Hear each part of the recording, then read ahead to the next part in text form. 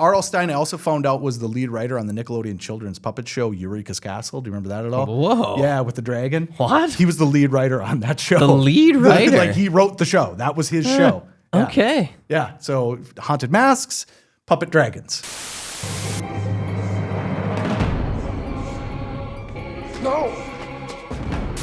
Welcome to the iKnowBadeaux podcast. Hey, everybody, and welcome to the iKnowBadeaux podcast, coming at you from the local 218 studios. I am Mayor Dave Badeaux of the city of Brainerd, and with me, as always, is my brother. This place is a dump. I'm gonna keep it. You're an asshole. Hey, Gabriel Johnson, how are you? Dave, I am well. You know, I noticed one thing over the weekend. Okay, what's that?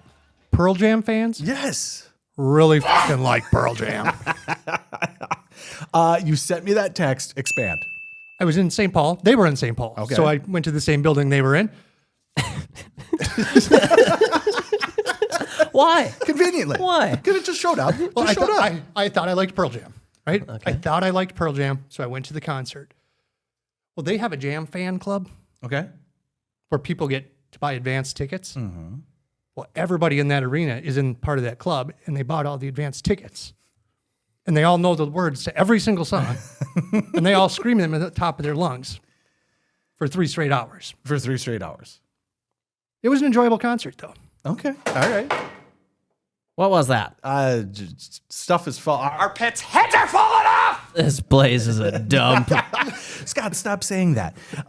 We might as well make reference to it now. So right before we started, somebody sent me a clip from the Dave Ryan podcast. Dave Ryan, a host of a morning show in Minneapolis, literally just called the city that I am the mayor of a dump.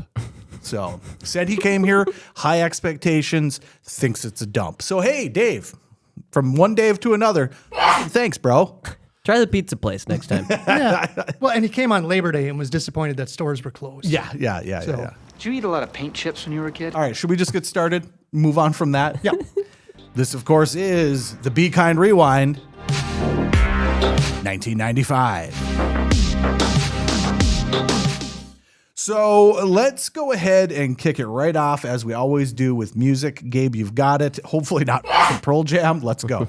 Hey, I love Pearl Jam. I love Pearl Jam, too. And 95 should be a Pearl Jam eccentric, but let's move to something else. I think we're just going to go through some debut albums Let's from do it. 1995, and let's get you guys' opinions on these Let's bands. do it. Blink-182. Yeah, my girlfriend takes me home when I'm too drunk to drive. Quite good.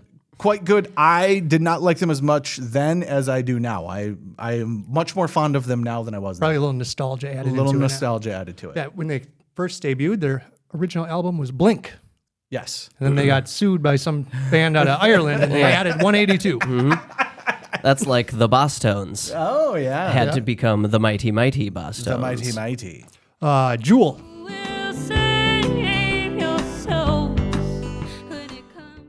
She has a great song with... Very hot. Wait, does she have a song with Kid Rock? No. No, who's that I'm thinking of? Sheryl Crow. I get Jewel and Sheryl Crow mixed up all the time. I do not. I do not either. Anyways, next. Wilco. Pretty darn good. Have one really good album. They Yankee Hotel Foxtrot is a phenomenal album. Summer Teeth is also a good album. Okay. Sugar Ray. Love them. Unabashedly. I love Sugar Ray. I don't care what anybody says. I never would have guessed that would have been your take on Sugar I just Ray. want to fly. Yeah, yes. In like when I was in 4th grade, 3rd grade, 4th grade. It's my favorite song.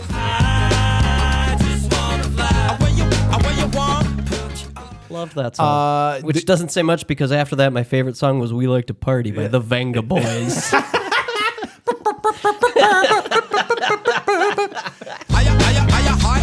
I will say Sugar Ray morphed into something I did not enjoy, but started, as Scott said, I was like, oh yeah, let's go.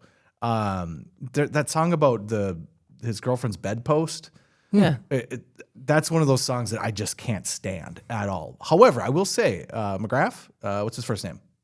Steve? Mark Mark McGrath, turned into a dude that could go do some things. Like one of those people that it could just, he did a lot of like announcing and things for shows. Well, wasn't he on like E.T. or something? Entertainment Tonight? I was going to say the movie E.T. No. No.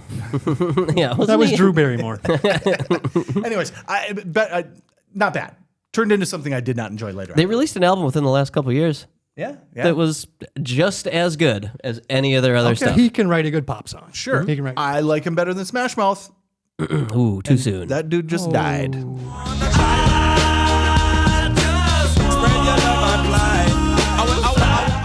Well, don't drink yourself to death. Anyways, next.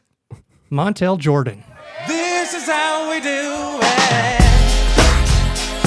This is how we do it is amazing. And the meme, this is how we do it, is one of the greatest memes of all time. This is how we do it.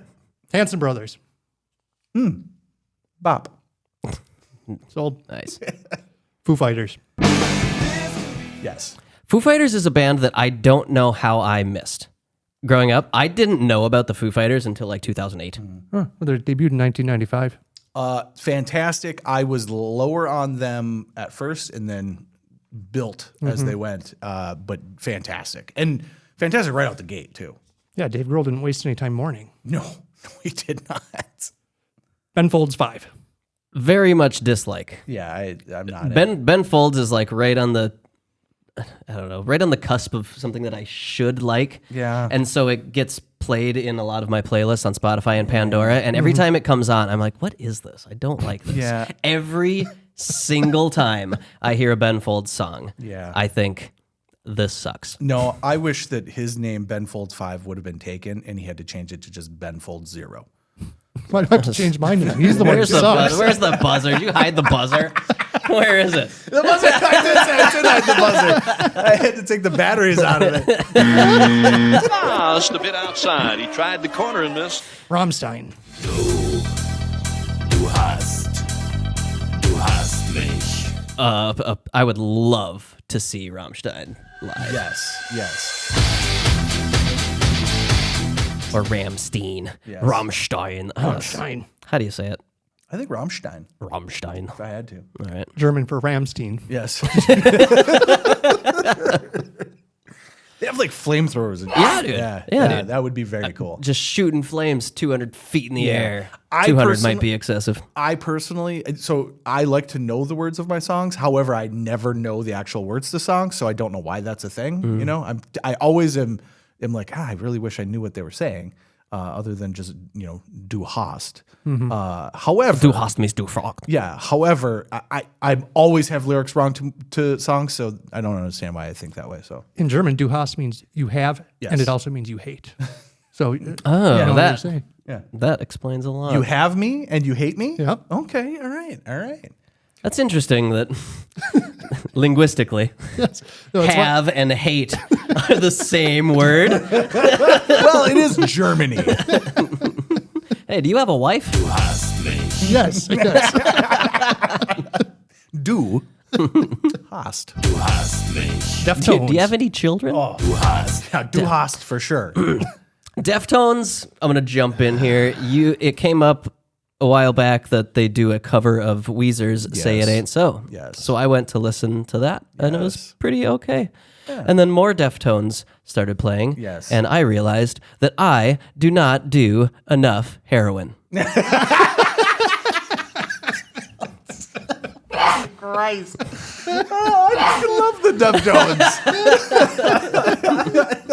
And actually, I really enjoy Team Sleep as well, which is another Chino joint, if you will. He just snores into the microphone.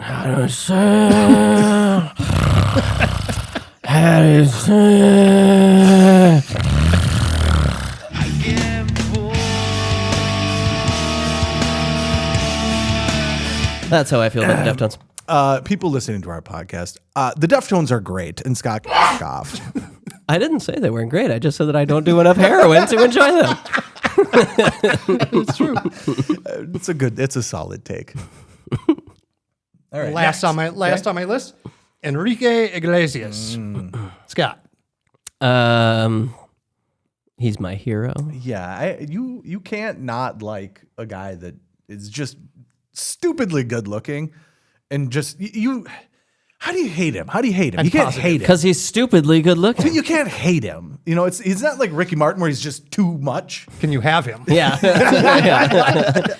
He's a good looking guy. He's kind of, he feels like John Cicada to me. That's who he feels like. They're very similar. I have no idea who that is. Come on, don't bullshit me. He was like Enrique Iglesias, 1990. Yes. Yeah. Okay. Yeah. Then I'm all for it. And those are the bands that dropped their debut album in 1995. That's fantastic. I believe, and correct me if I'm incorrect, Smashing Pumpkins' Melancholy and the Infinite Sadness, I believe is 1995. Is that a 1995 joint? I think I mentioned that at the on 94. I think it was 94. But, Was it but I did 94? see it on 95 too. So I know that in 95 was when Bullet with Butterfly Wings hit. So whether or not that was released in 94, but Bullet with Butterfly Wings definitely hit because I remember being in band class. They made us take guitar there was a choir class and a band class that we had to take. They made us play guitar, and I was like, "We need to play Bullet with Butterfly Wings." So the teacher pulled it up and was like, and just played about maybe 30 seconds, and then just shut it off and just said one word: "No." Despite all my rage, I'm still just a rat in a... All right, so should we move on from music? We sure can. Sure. Gabe, take us into the news of 95. Boy, this is always good. So in 1860, Abraham Lincoln was elected president of the United States. Then some things happened. Then in 1995... One thing led to another.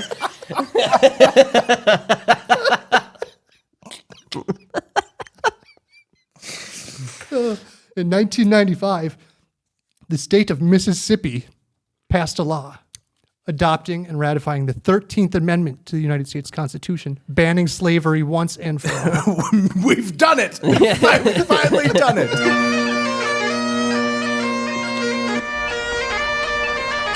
In 1995. 1995. And fun fact, Yes.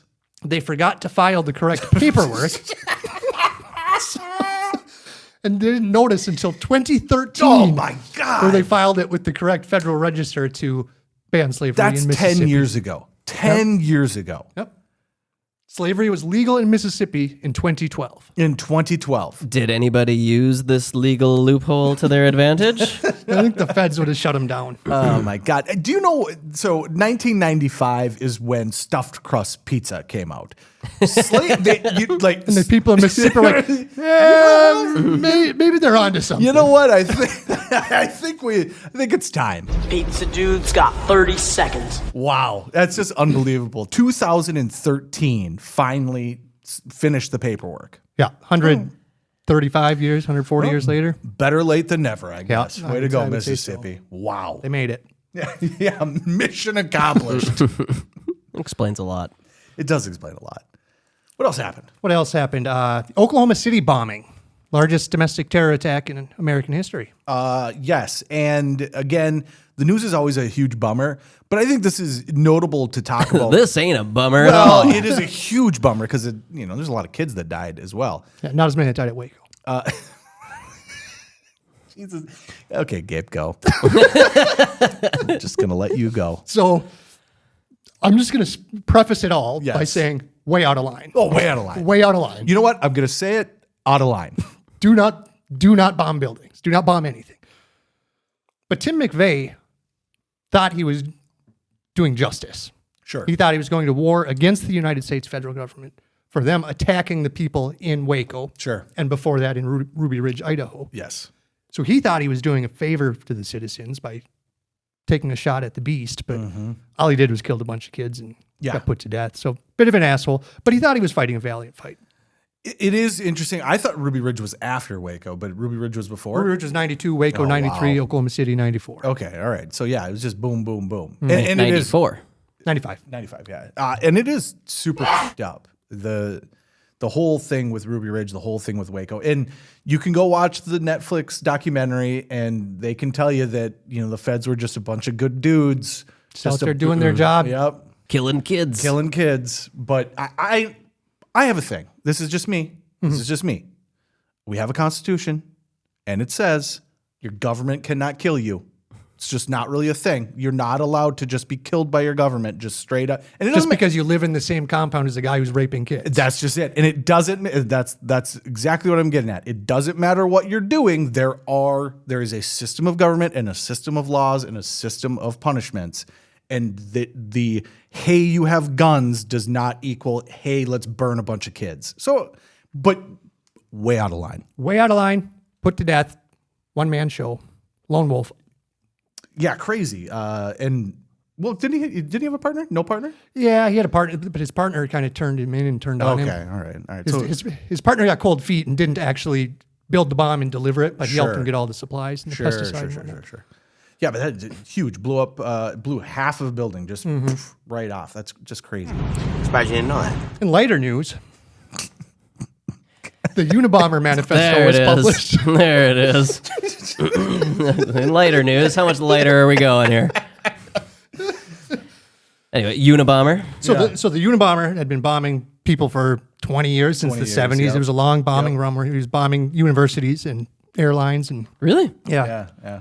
Did And not know this. He promised that if they would publish his manifesto in the Washington Post, he'd stop bombing people. So they published it. It was like 35,000 words, like 73 pages.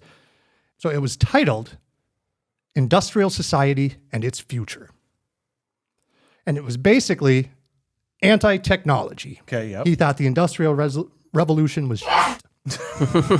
And he hated technology. So I had ChatGPT summarize his manifesto for me. So hold on. So you had the technology summarize a man's manifesto about how it doesn't like technology. Yeah. I'm sure this goes well. I put it in and ChatGPT said, sorry, I cannot give that response.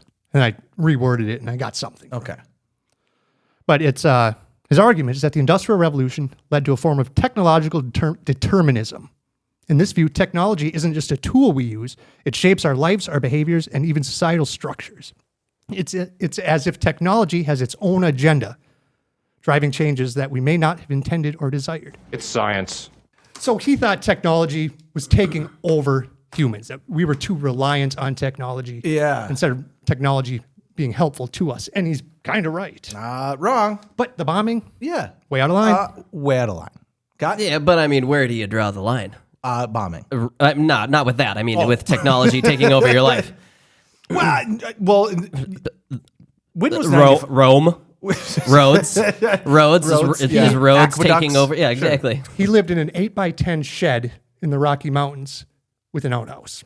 So that's where he draws the line. Anything beyond that, He drew too much. It sounds like he'd love jail. Probably did. He's still alive. He's still writing. Really? Jesus. Yeah, well, I wonder how he feels now. And He I updated wonder, the manifesto in 2016, so there is a more current version. I bet he uses Chat GPT as well. I bet he does. Makes your life easier. There's no way he doesn't. Why wouldn't you? But anyway, Write a manifesto. he hated technology, and they used technology to get him and put him in prison. Yeah, which is crazy. It's a weird thing. A lot of bombing going on. And again, in the United States, a lot of bombing happening in the United States, which you don't think of. In honor of Ted Kaczynski, we should move on to technology. We should move on to technology. What do you got for technology? Windows 95. Okay. There's only like two things to talk about Windows 95. It did revolutionize home computing. People will argue, the Mac and whatnot, but this put it into mass production. And when they launched it, they all danced around on stage to the Rolling Stones my and looked God. like a bunch of just total dipshits. You take the 5 nerdiest guys on earth and have them dance to the Rolling Stones, and that is exactly what you expect. On the biggest stage Yes. I've ever seen. Yes. Yeah. Uncomfortable is what it was. Uncomfortable. And that's how they launched their product, which you would have thought would fail after that. That's one of those things in today's day and age that happens. And that's a hard thing to come back from. Nobody even noticed that. Well, they were clearly having fun. Maybe that's all that matters. Swinging their arms. You can look like as big a doofus as you want. But as long as you got a good product and you look like you're enjoying yourself. Yeah, absolutely. Just having fun out there. Yeah, that's the best way to do it. Scott, what was your favorite thing about computers from that era? Oh, I mean, the internet Well, was not that. was 95, brand new. Not necessarily 95. That's pretty early. I mean, it existed, but that's pretty early for internet. Yeah, I don't really remember too much. Did we play some Warcraft 2, perhaps? Definitely Warcraft 2. That might have been like Age of Empires. Oh yeah, era too. that is the era of that. Actually, it says right here, Warcraft 2, Tides of Darkness, 1995. 1995. Yes, great game. Great game. And we don't use enough drops from that. There was some great sound bits from that. Ready to serve. Yes, me lord. Where you just keep clicking on the people and they get mad at you. Yes. Also, the 3.5 floppy disk. Scott, give it to me. I love it. Yeah. I'm pretty sure I have a whole pile of them in the passenger section of my truck. You do, actually. Because our dad just emptying out his house because none of us or our things are allowed there anymore. Yeah, no, not at all. Not one. So he just brought me a box of old floppy disks. But the thing And that I sucks have yet to find something to put them in. That's the thing that sucks is that there's probably some cool things on there. It would be fun because that's like going in and opening up like an old chest that you had in your parents, like a junk drawer that you had, and pulling out things.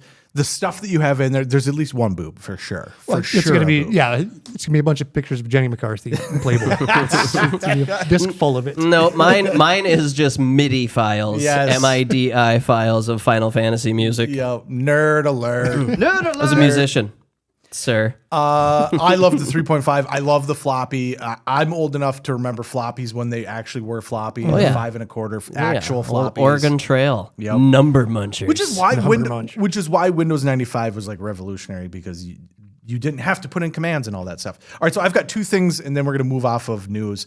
One, O.J. Simpson, the verdict came through. Crazy to be around in that time frame because we stopped school to watch the verdict, which is crazy. There was a television in every single We room. Catholics didn't.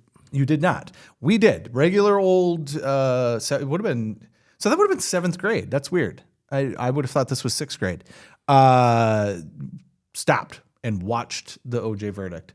Did anybody cry I or was going to cheer? say, what was the reaction I'm of not the going to. I children? am not going to get into what the reaction of the children was. I whatever. Like, I think I really want you to get into it. I think that most kids thought he should get off on it. I bet he did. I bet he did. I think most. If he did it. If he did it, I think most kids thought he should be, found not guilty, which he was. Yeah, that's punk. That's You punk. Kill somebody and get away with it. Yep, I think most kids did. So I'm not saying whether or not they did or they didn't think that.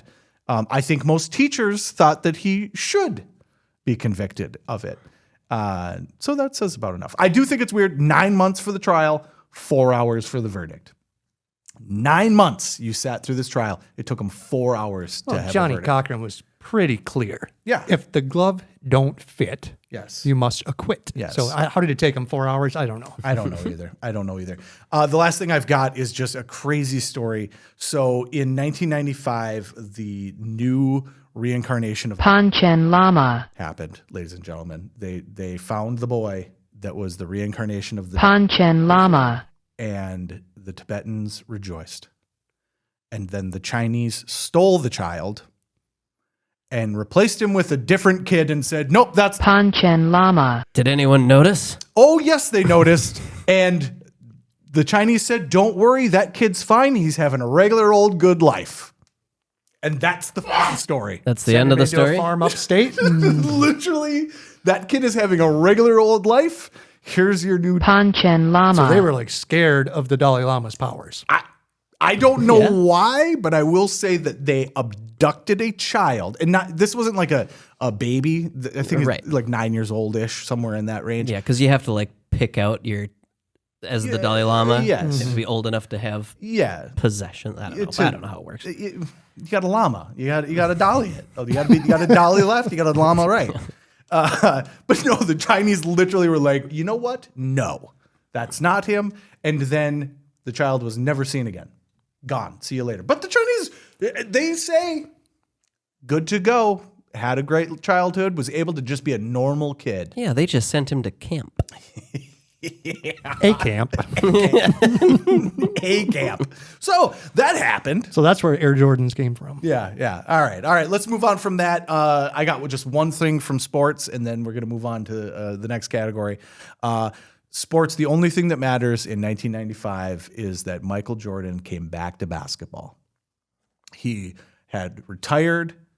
He had played some baseball, arguably was working his way up in baseball. Some people say, no, it was not going well. His nickname was Senior Crappy. Some people say he was on his way. Okay. But instead, Jordan decides he's going to come back and play basketball. And in the most 1995 way, he announces to the world via fax that just said, I'm back.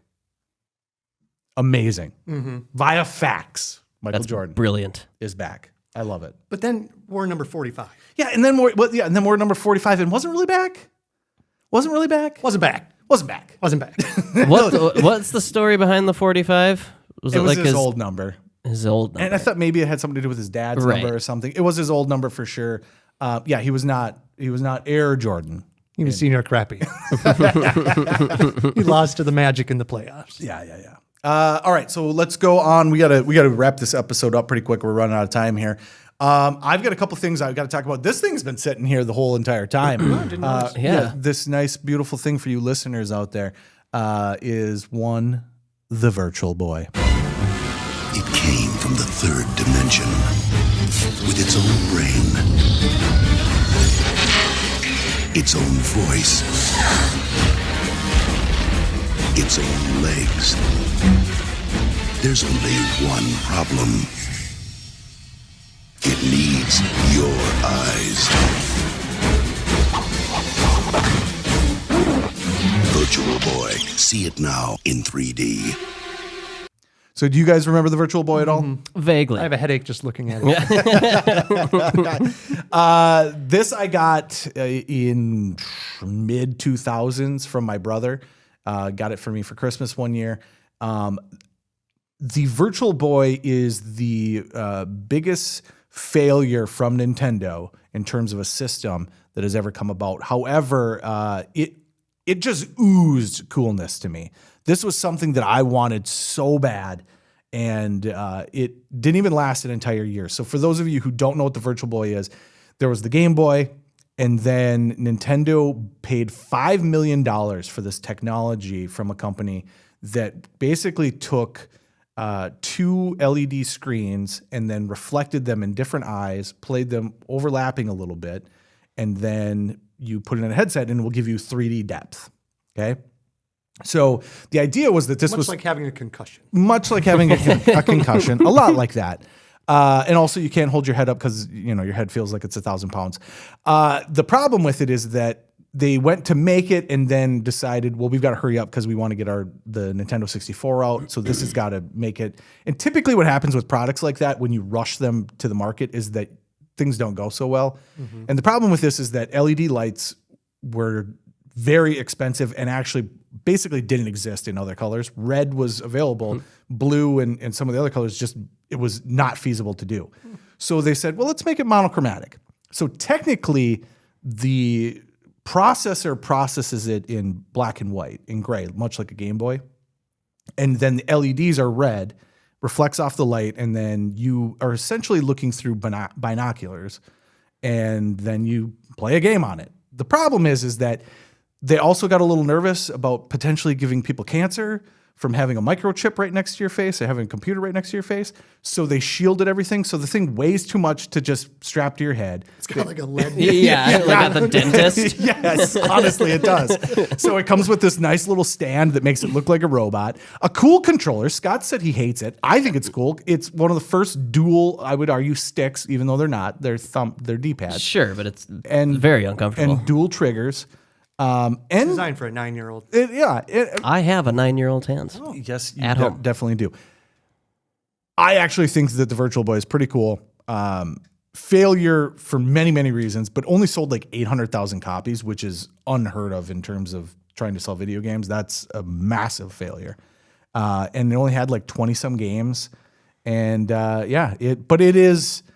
iconic from that time frame. It is to the 90s what the Power Glove was to the 80s. Sure. Every kid in the 80s wanted the Power Glove, and we got the Power Glove, and the Power Glove was awful. Yeah.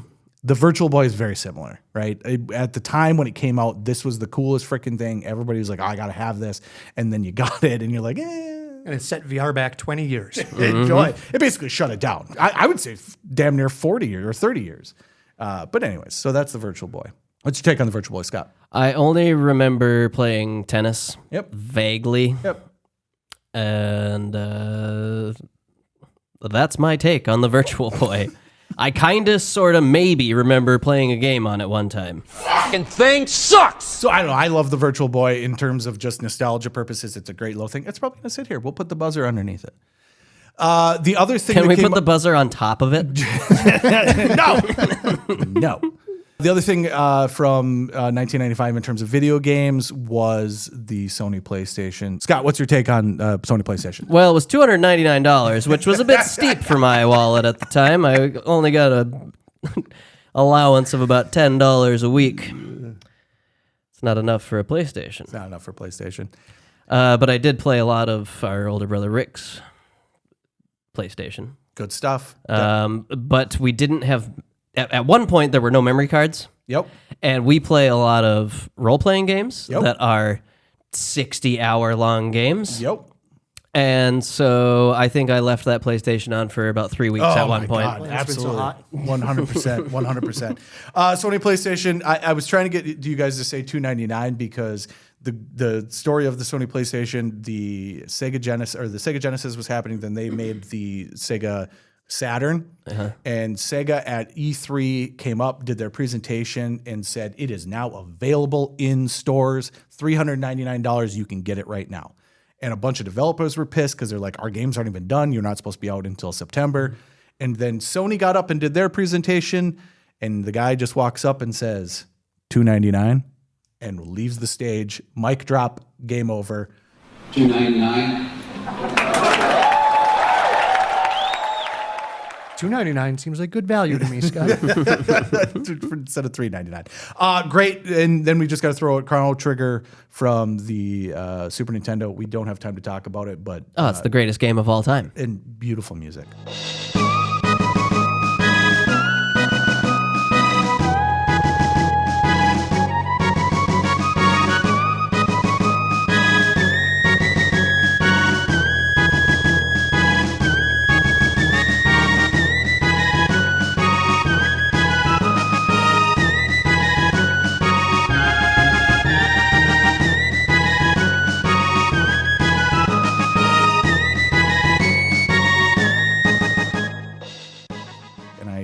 Probably better than that robot baseball fighting game.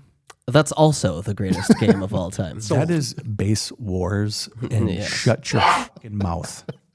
All right, so let's move on to television. Let's wrap this episode up. I got two things I want to talk about. First, or three things actually. First, Jim Carrey. We said in previous years he had The Mask, Dumb and Dumber, and Ace Ventura, all just bang, bang, bang. Mm-hmm. In 1995, they came out with 3 animated shows based on Ace Ventura, The Mask, and all 3 of Dumb them. and Dumber. All 3 of them in the same year came out. The other thing I want to talk about is Fox decided, you know what? We've had enough of this ball dropping for the end of the year. We can't have it. We are going to do a Fox-type New Year's Eve special, and it is going to be called Sinbad's Dynamite New Year's Eve. And Fox decides to go to Las Vegas, Nevada, and blow up a casino. What?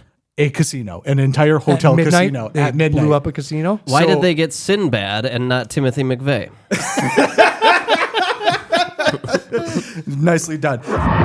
Catch Sinbad Dynamite New Year's Eve, Tuesday at 11 on Non-Stop Fox. New Year's Eve on Fox. Gonna be a blast. I thought it was going to be a train wreck. I was so excited. I was so excited.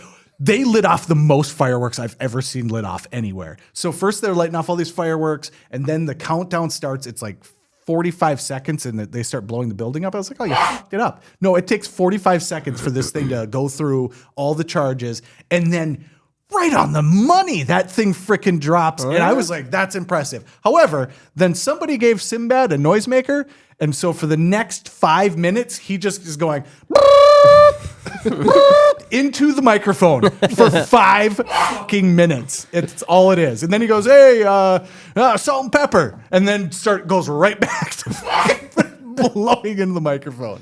Let's give it up for salt and pepper talking about champagne. All right, I got one last thing and then we got to go. The TV show Goosebumps premiered. And I personally was probably a little old at that point for Goosebumps television. However, it gives us an opportunity to talk about the Goosebumps books. And I know there's a lot of you out there that probably loved the Goosebumps show as well. I'd say I mildly enjoyed it. There was that. There was Are You Afraid of the Dark? There was a couple other ones. Yeah. I had probably moved on to the Tales from the Crypt by that point, a little bit more scary stuff. But yeah, we were big kids. Yeah, the Goosebumps books are iconic. I will say that was going to the book fair and looking to see what new Goosebumps books there were awesome. My favorite came out in 1993, but it's actually the first episode of the show, which is a perfect connection, in 1995, The Haunted Mask. Oh, yeah. I had nightmares. Fantastic. I had nightmares about that. Fantastic. Great cover. Great little story about a girl that gets a mask and then it takes over. It's basically the movie The Mask, only a little bit evil. However, I decided to go through and look at a bunch of these different covers and these different books. What was your? Do you remember any of them at all? What was the one you thought? I don't. The only one I remember is The Mask. The Haunted Mask. The Haunted Mask. So there was there was a bunch of them. I remember Say Cheese or Die. The Haunted or Ghost Beach, I think, was another one. But one of the things I really enjoyed from this was I looked back to see the first book was released in 1992, and that was called Welcome to Dead House. Okay. Then they kind of piled on some other ones after that. But every book had a nice little creepy cover, and then it had the tagline. Okay. And so most of them were super, super cheesy. So there was things like, if looks could kill, and enter if you dare, or bad dog, really bad dog. Ooh. But then the very first book, Welcome to Dead House, just says, it will just kill you. Straight to the point. Scholastic. You're dead. Literally just a cover of a haunted house, and it just says, it will just kill you. You're gonna have a bad time. Yeah, unbelievable. That's good advice for children. It's scary houses. Don't go in there. Don't go in there. Why not? It'll just kill you. It'll just kill you. It'll just kill you. It'll just kill you. Let's just wrap this episode up. R.L. Stine, I also found out, was the lead writer on the Nickelodeon children's puppet show Eureka's Castle. Do you remember that at all? Whoa. Yeah, with the dragon. What? He was the lead writer on that show. The lead writer? Like, he wrote the show. That was his show. Yeah. Okay. Yeah, so haunted masks, puppet dragons. Yeah, that wasn't very scary. I'm going to go ahead and say it wasn't too scary at all, but it will just kill you. Dan Aykroyd and Chevy Chase reunite in R.L. Stine's Zombie Town, now playing in theaters. Oh, nice. All right, let's go ahead and get out of here. 1993, final take, go. 1995 was a good year. 1995, final take, go. It was a good year. It was a good year, Scott. I still don't do enough heroin. And 1995 will just kill you. Next week, we'll be doing movies from 1995, so stay tuned for that as well. And everybody watch Under Siege 2. Watch Under Siege 2. And with that, we're done.